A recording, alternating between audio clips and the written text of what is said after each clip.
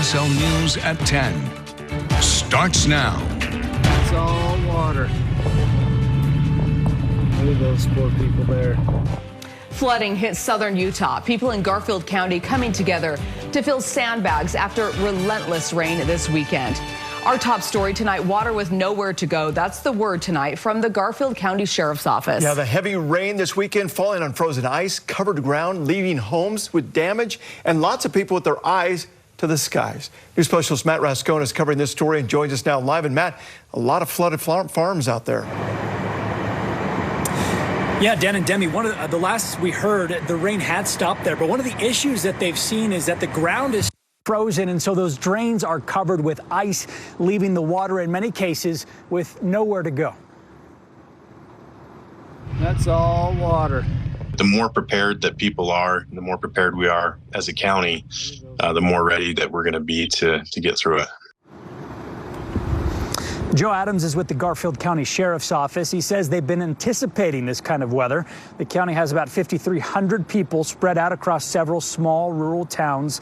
Most of the flooding they've seen has been in the low-lying farm areas and areas near riverbeds. So far, they've heard of 5 homes with some flood damage.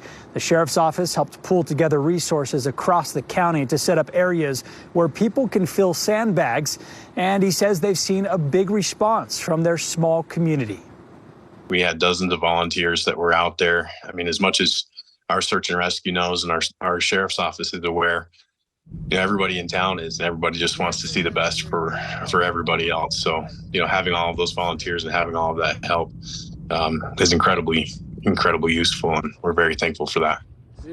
Still got a little bit of dry. The Penguich wrestling team joined members of the Church of Jesus Christ of Latter-day Saints to fill 800 sandbags just last night at the Penguich Arena. Over the last couple of days, they've handed out at least 1,500 sandbags. Now, Penguich is at a similar elevation as Parley's Summit, which is why it's so cold down there, and the ground is still frozen.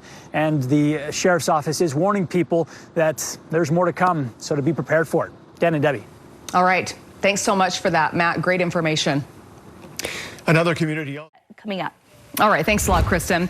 The University of Utah hosting the U.S. Navy Band tonight at the Libby Gardner Concert Hall. You may not be familiar with the Navy Band, but it includes musicians you'd see in any concert band, as well as sea chanters. It is world class. It is on par with any professional orchestra in this country and abroad. The musicians are selected by a blind audition, so it's a highly competitive process. You have to be really, really good at what you do. Tours like this one give the opportunity to reach audiences in areas that may not normally see the Navy's musical performances on a regular basis. All of these types of performances are free to the public.